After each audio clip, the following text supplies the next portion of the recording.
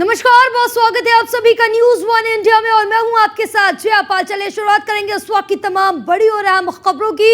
इस बीच बड़ी खबर प्रयागराज से, जहां पीसीएस ज्योति मौर्य पर भ्रष्टाचार मामले से जुड़ी ये बड़ी खबर है। शिकायतकर्ता आलोक मौर्य जांच कमेटी के सामने पेश हुए और ज्योति मौर्य के पति ने अपनी शिकायत वापस ले ली। आलोक मौर्य ने भ्रष्टाचार मामले में शिकायत वापस ली। जांच कमेटी के सामने पेश होकर लिखित शिकायत ये वापस ली। ज्योति मौर्य पर आलोक मौर्य ने लगाए थे भ्रष्टाचार के आरोप। ये बड़ी अपडेट आप तक पहुंचा रहे हैं, जहां आपको बता दें आलोक मौर्य की तरफ से जो शिकायत दर्ज कराई गई थी भ्रष्टाचार को लेकर, वो लिखित तौर पर अब आलोक मौर्य ने वापस ले ली। लेकिन इसके पीछे कई बड़े सवाल है वो खड़े होते हुए नजर आ रहे हैं, क्योंकि इस बीच आपको बता दें कि ये भी अनुमान जताया जा रहा है जो शिकायत ज्योति मौर्य ने अपने पति के खिलाफ दहेज उत्पीड़न को लेकर लगाई थी वो भी वापस ले सकती। ये भी बड़ा अनुमान लगाया जा रहा है। इसके साथ ही ये भी बड़े सवाल खड़े हैं कि क्या अब शिकायत वापस लेने के बाद जांच कमेटी की तरफ से इस पूरे मामले पर जांच होगी या फिर नहीं होगी। साथ ही आपको ये भी बता दें कि अब क्या अंदर खाने खबरें चल रही हैं कि क्या दोनों में वापस से यहाँ पर समझौता हो गया है। इसको लेकर ये शिकायत वापस ली गई, क्योंकि इससे पहले तलाक को लेकर भी दोनों को पेश होना था, लेकिन आलोक मौर्य पेश नहीं हो पाए थे। सर अपनी शिकायत पत्र वापस लिए, क्या वजह इसके पीछे की? सर कोई वजह नहीं है सर, मैंने अपनी शिकायत पत्र कोई धमकी उनकी मिल रही थी क्या? नहीं सर, जो इतना बड़े एलिगेशन आपने लगाए थे उनके ऊपर भ्रष्टाचार का, क्या कोई समझौते को लेकर के? नहीं सर, समझौता नहीं है सर। मैंने सर अपनी शिकायत पत्र मैंने लगाया था सर, मैंने बस शिकायत वापस ले लिया और सर कमेटी को मैंने बताया नहीं, शिकायत सर मैंने जो था मैंने वापस ले लिया। सर अपनी शिकायत पत्र वापस। तो हमारे साथ हमारे सहयोगी विकास मिश्रा और यहाँ पर जुड़े हुए हैं और इनसे ज्यादा जानकारी लेंगे कि क्या कुछ अपडेट मिल पा रही है इस पूरे मामले को लेकर। विकास, अगर हम इस बीच जाने कि अब जिस तरह से शिकायत आलोक मौर्य की तरफ से वापस ले ली गई है, क्या कुछ इसके पीछे अहम वजह हो सकती है?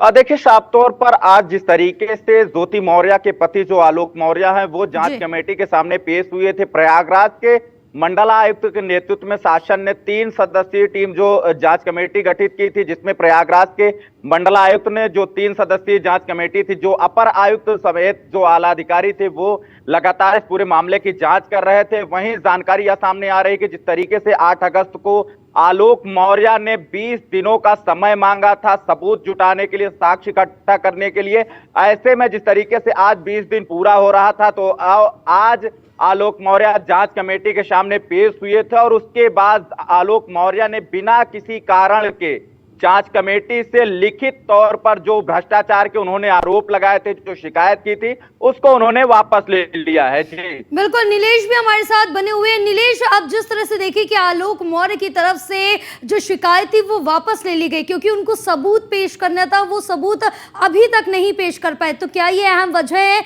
कि सबूतों के अभाव में उनकी तरफ से शिकायत वापस ली गई? देखिए, बिल्कुल आपको बता दूं कि न्यूज वन इंडिया पहले दिन से ही ये तमाम खुलासे करता आया है कि आलोक मौर्य ने अपनी जो पत्नी एसडीएम ज्योति मौर्य है उन पर आरोप लगाए थे। सोशल मीडिया पर बाकायदा वो रजिस्टर वायरल हुए थे। और आज की अगर हम बात करें तो जो जांच कमेटी थी वहां पर आलोक मौर्य जाते हैं और लिखित रूप से जो उन्होंने भ्रष्टाचार के आरोप लगाए थे वो तमाम आरोपों को उन्होंने वापस ले लिया है। लेकिन इसके पीछे की अगर हम बात करें तो जिस तरीके से इससे पहले नियुक्ति विभाग ने 20 दिन का नोटिस देकर आलोक मौर्य को तलब किया था और उसमें साफ तौर पे कहा था कि इनके पास जो साक्ष्य हैं, सबूत हैं, वो जो जांचकर्ता टीम है उसको उपलब्ध कराए। ऐसे में आलोक मौर्य की तरफ से समय मांगा गया था। उस समय में परिवार के लोगों को आपस में बैठाकर बातचीत की गई। ऐसी जानकारी हमें अभी तक मिली है कि परिवार के लोगों ने दोनों ही लोगों को बैठाकर बातचीत की है, क्योंकि इससे पहले पारिवारिक न्यायालय में ज्योति मौर्य की तरफ से डिवोर्स की अर्जी डाली गई थी, उस पर भी सुनवाई चल रही थी। अब आज जब एकाएक आलोक मौर्य नियुक्ति विभाग की तरफ से जो जांच कमेटी है गठित की गई है उसके पास जाते हैं और अपना जो आरोपों वाला पिटारा था उसको वापस ले लिया है। कहीं ना कहीं से ये साफ हो जाता है कि अगर वो आरोप निराधार थे तो हिंदुस्तान नहीं बल्कि पूरे विश्व में ज्योति मौर्य को लेकर तमाम तरीके की चर्चाएं हुई, तमाम तरीके के गाने बनाए गए, मीम्स बनाए गए, रील्स बनाए गए और तमाम तरीके के आरोप लगाए गए। उसके बाद एसडीएम ज्योति मौर्य की जो छवि थी वो कहीं ना कहीं धूमिल हुई है। अगर इन आरोपों में कोई सच्चाई नहीं थी तो क्या नियुक्ति विभाग की तरफ से या शासन स्तर की तरफ से आलोक मौर्य के ऊपर कोई कार्रवाई होगी? क्योंकि एक बड़ी जांच कमेटी गठित की गई, सरकार का समय बर्बाद हुआ, शासन प्रशासन के अधिकारियों का समय बर्बाद हुआ। तो ऐसे में एसडीएम के पद को धूमिल करने वाले आलोक मौर्य के ऊपर क्या कुछ कार्रवाई शासन स्तर से होगी, या फिर ये मामला जो है ज्योति मौर्य के कारण जो है ठंडे बक्से में डाल दिया जाएगा। फिलहाल जिस तरीके से जो आरोप लगाए गए, उसके बाद सोशल मीडिया पर तमाम तरीके की बातें प्रचलित हुई, तमाम तरीके के आरोप खुद ज्योति मौर्य के ऊपर उनके अपने ही पति आलोक मौर्य की तरफ से लगाए गए, जिसके बाद धूमनगंज कोतवाली में एक मुकदमा पंजीकृत कराया जाता है और उस मुकदमे की जांच अभी भी प्रचलित है। तो ऐसे में एकाएक आलोक का इस तरीके से अपने केस को वापस लेना, आरोपों बिल्कुल कई बड़े सवाल खड़े करता है इस तरह से आलोक मौर्य का अपनी शिकायत वापस लेना। विकास, क्योंकि इस बीच सूत्रों के हवाले से ये भी बड़ी अपडेट निकल के सामने आ रही कि उत्तर प्रदेश के कुछ ब्यूरोक्रेट्स हैं जिनकी तरफ से आलोक मौर्य और ज्योति मौर्य के बीच समझौता कराया गया, इसके बाद ये बड़ा कदम उठाया है आलोक मौर्य ने। देखिए, जानकारी जरूर सामने निकल कर आ रही है, लेकिन इस पूरे मामले में अभी तक किसी भी तरीके की कोई आधिकारिक पुष्टि नहीं है। फिलहाल आलोक मौर्य ने जिस तरीके से आज लगातार जो मीडिया से बातचीत करते हुए उन्होंने साफ कर दिया है कि उन्होंने शिकायत, जो भ्रष्टाचार के जो शिकायत की थी, उसको वापस ले लिया। हालांकि प्रयागराज के लोअर कोर्ट में आलोक मौर्य और ज्योति मौर्य के मामले में जो तलाक की अर्जी है वो 22 सितंबर को, यानी कि 22 सितंबर 2023 को होनी है। ऐसे में इसके पहले जिस तरीके से हेयरिंग हुई थी उसमें आलोक मौर्य और ज्योति मौर्य मौके पर नहीं पहुंचे थे, जो कोर्ट है वहां पर नहीं पहुंचे थे। तो कोर्ट में अपने अधिवक्ताओं की ओर से एक हाजिरी माफीनामा जो लगा है उन्होंने अपने अधिवक्ताओं की ओर से लगाया है। तो ऐसे में 22 सितंबर को ज्योति मौर्य और आलोक मौर्य जो प्रयागराज की लोअर कोर्ट है, जो वहां पर तलाक के मामले में पेश हो सकते हैं। जी बिल्कुल, क्योंकि आप जिस तरह से देख रहा होगा कि क्या कुछ इस पूरे मामले को लेकर ट्विस्ट आता, क्या मोड़ आता है, वो तो वक्त ही बताएगा। लेकिन नीलेश, इस बीच और भी कई बड़े सवाल है और ये भी एक अहम सवाल खड़ा होता हुआ नजर आता है कि इस पूरे मामले पर अब जांच कमेटी की तरफ से आगे जांच की जाएगी या फिर नहीं की जाएगी। देखिए, बिल्कुल, जब आरोप कोई व्यक्ति लगाता है उसके बाद जांच कमेटी गठित होती है और जांच कमेटी अपनी जांच आख्या को तैयार करती है, शासन के अधिकारियों को भेजती है। ऐसे में जब जांच करने वाली कमेटी के सामने वो व्यक्ति पेश होता है जिसने आरोप लगाए थे और अपने आरोपों को वापस ले लेता है, तो जाहिर सी बात है कि वो जांच जो है वहीं पर बंद कर दी जाएगी। हालांकि इस पूरे मामले में अगर हम देखें तो तीसरा जो एंगल है उसमें मनीष दुबे का नाम भी खूब सुर्खियों में रहा था। मनीष दुबे के ऊपर भी आलोक मौर्य की तरफ से आरोप लगाए थे गए थे, जिसमें उन्होंने साफ तौर पर कहा था कि उनकी पत्नी के साथ मनीष दुबे के अवैध संबंध है। ऐसे में मनीष दुबे, जो कि होमगार्ड कमांडेंट है, होमगार्ड विभाग ने भी अपनी विभागीय स्तर से जांच कराई थी जिसमें दोषी भी माना गया था। ऐसे में मनीष दुबे के ऊपर किस तरीके से कार्रवाई होती है या फिर मनीष दुबे का मामला भी ठंडे बक्से में डाल दिया जाएगा, क्योंकि जिस तरीके से आलोक मौर्य ने अब आकर बैकफुट पर खेलना शुरू कर दिया है, क्योंकि जिस तरीके से उन्होंने आज आरोपों को वापस ले लिया है, उससे ही अंदाजा लगाया जा रहा है कि आगामी जो डेट लगी हुई है फैमिली कोर्ट में, उसमें जब दोनों ही व्यक्ति पेश होंगे तो कहीं ना कहीं जो डिवोर्स की अर्जी है क्या उसको वापस लिया जाएगा वो, या फिर वो मुकदमे की सुनवाई निरंतर जारी रहेगी। तो ये पूरा मामला है जिसमें एसडीएम के पद का जिस तरीके से दुरुपयोग करने का आलोक मौर्य ने लगाया था और तमाम सुर्खियां बटोरी थी। उत्तर प्रदेश और साथ ही साथ देश की जनता का समर्थन भी आलोक मौर्य को मिला था। उनका कहना था कि अगर उनकी पत्नी दोषी है तो ऐसे में उनके ऊपर कार्रवाई हो। लेकिन अब जब आलोक मौर्य ये खुद मान रहे हैं कि उनकी पत्नी दोषी नहीं है, आरोप वापस ले लिए हैं, तो क्या शासन प्रशासन और पुलिस के अधिकारियों के ऊपर आरोप लगाने वाले आलोक मौर्य के ऊपर शासन प्रशासन की तरफ से कोई कार्रवाई होगी? बिल्कुल, अभी तो वक्त ही बताएगा कि अगला स्टेप क्या कुछ रहने वाला है, क्या कार्रवाई की जाएगी। फिलहाल तमाम जानकारी साझा करने के लिए आप दोनों का बहुत शुक्रिया। तो ये बड़ी अपडेट आप तक पहुंचा रहे थे, लेकिन खबरों में आगे भी बहुत कुछ है। वक्त हो गया एक छोटे से ब्रेक का। ब्रेक के बाद जल्द होंगे हाजिर।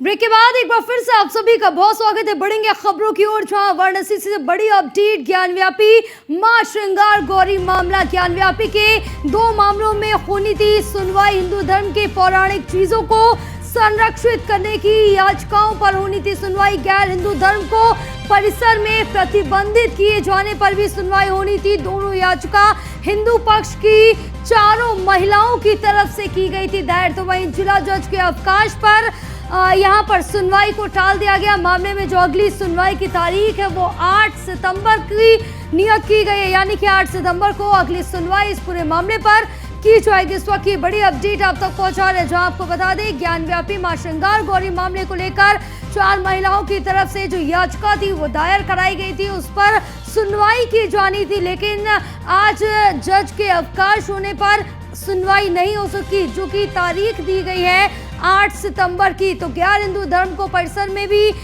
लेकर भी सुनवाई होनी थी। दोनों याचिकाओं का हिंदू पक्ष की 4 महिलाओं की तरफ से दायर की गई थी ये याचिकाएं, जिस पर जिला जज के अवकाश होने के चलते सुनवाई नहीं हो सकी है, टाल दी गई है। अब जो अगली सुनवाई की तारीख पड़ी है वो 8 सितंबर की तय की गई, यानी कि 8 सितंबर को सुनवाई की जाएगी। तो इस वक्त की बड़ी अपडेट, ज्ञानव्यापी के 2 मामलों में आज सुनवाई होनी थी, लेकिन आज सुनवाई नहीं हो सकी है। नहीं थी सुनवाई। एएसआई जो बिना शुल्क के ऐसा एक आरोप प्रार्थना पत्र दिया था मुस्लिम पक्ष ने, उस पर सुनवाई होनी थी। और दूसरे जो है एएसआई सर्वे के दौरान जो तमाम साक्ष्य मिल रहे हैं लोगों का, तो उसमें भी 2 प्रार्थना पत्र पड़ा था कि भाई इसको जो है संरक्षित और सुरक्षित रखने के लिए बाहरी लोगों के प्रवेश पे इस पे जो है प्रतिबंध लगा दिया है जब तक सर्वे चल रहा है। तो इन 2 चीज़ों पे सुनवाई होनी थी। क्योंकि कोर्ट, जिला कोर्ट इस समय खाली चल रहा है, इसलिए जो है अवकाश पे रहने के कारण सुनवाई का डेट जो है 8 तारीख का डेट पड़ गया है। 8 सितंबर को पुनः जो इस पर सुनवाई होगी और आगे की जो भी कोर्ट की कार्रवाई होगी वो आगे बढ़ेगी। आज सुनवाई होनी थी। सुनवाई एएसआई जो बिना शुल्क के ऐसा एक आरोप प्रार्थना पत्र। तो हमारे साथ हमारे सहयोगी अमन वाराणसी से लाइव जुड़े हुए हैं और ज्यादा जानकारी के लिए। अमन, क्या कुछ अपडेट मिल पा रही, क्योंकि अब 4 महिलाओं की तरफ से ये याचिकाएं दायर की गई थी और साथ ही 2 मामलों पर आज सुनवाई की जानी थी। एक मामला था जहां जो हिंदू धर्म की चीजें हैं उनको संरक्षित रखा जाए, दूसरी जो मामला था वो था गैर हिंदुओं का प्रतिबंधित किया जाए अंदर आना। तो इन दोनों पर आज सुनवाई होनी थी, लेकिन टाल दिया गया, तारीख आगे बढ़ा दी गई। कहीं ना कहीं मैं आपको बता दूं कि 30 साल का ये जो मामला है, एएसआई सर्वे चल रहा है ज्ञानवापी मस्जिद का। और मैं आपको बता दूं कि कहीं ना कहीं ज्ञानवापी परिसर का जो एएसआई सर्वे चल रहा है, आज इसका 25वां दिन है। कहीं ना कहीं 1 महीने का पूरा ये 4 हफ्ते का सर्वे था और आज इस पे सुनवाई होनी थी। क्योंकि कुछ दिन पहले बीते 22 तारीख को जो डेट पड़ी थी याचिका पे, मैं आपको बता दूं कि उस दिन जो है यहाँ के जिला जज जो है उनकी माता जी के देहांत के बाद आज भी डेट पड़ी। और कहीं ना कहीं जो है ये 30 साल से जो मामला चला आ रहा है, एएसआई सर्वे की जब रिपोर्ट जमा होगी अदालत में और कहीं ना कहीं न्यायाधीश के सामने रिपोर्ट पेश होगी, तो उसके बाद देखना होगा कि क्या उसमें अंदर एएसआई सर्वे में निकल के आता है। पिछले बार जब मैं आपको बता दूं कि इससे पिछले बार जब एएसआई सर्वे, जब पुरातन विभाग की टीम सर्वे की थी, यहाँ के कोर्ट कमीशन की कमिश्नर बनाए गए थे, तो वो जो फोटोज वीडियो थे वो वायरल हो गए थे। इसके चलते उसको मान न रख के एक बार फिर से ये जो एएसआई सर्वे चल रहा है और आज इसका 25वां दिन है। तो कहीं ना कहीं आज याचिका थी 28 तारीख को, 28 तारीख को अब कल के जो है 8 सितंबर को की गई है।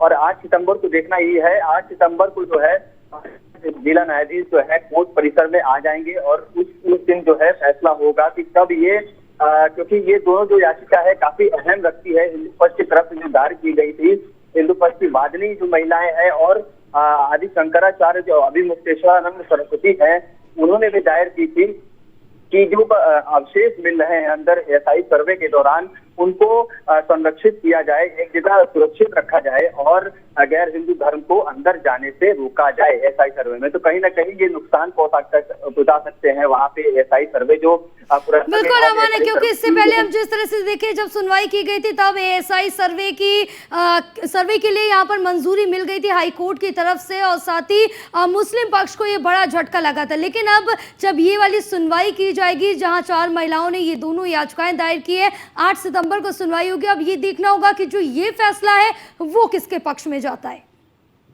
बिल्कुल, मैं आपको बता दूं कि पिछले तारीख को जज जिला न्यायाधीश के आने के न कारण उनके माता जी की मृत्यु हो गई थी। उसके बाद वो नहीं आने के कारण आज की तारीख पड़ी थी और आज भी वो कोर्ट परिसर में मौजूद नहीं थे, वो नहीं आ पाए थे किसी कारणवश।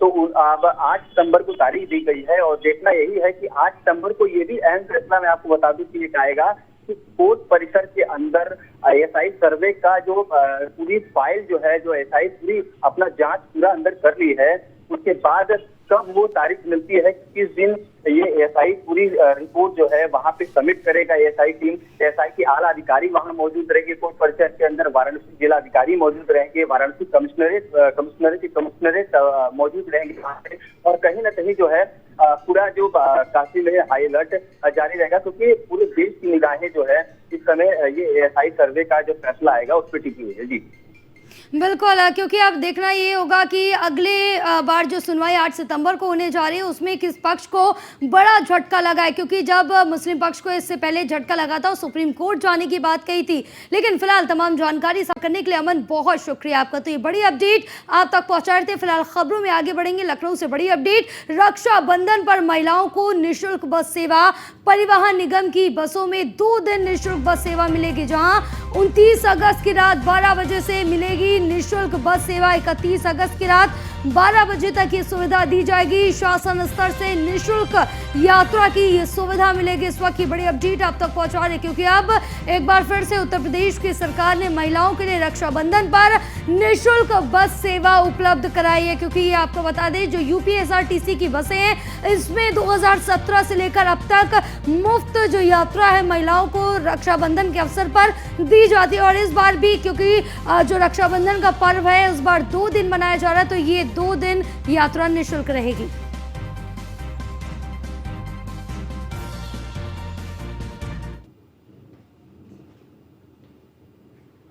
फिलहाल इस बुलेटिन में बस इतना ही। आप देखते रहिए न्यूज़ 1 इंडिया। नमस्कार।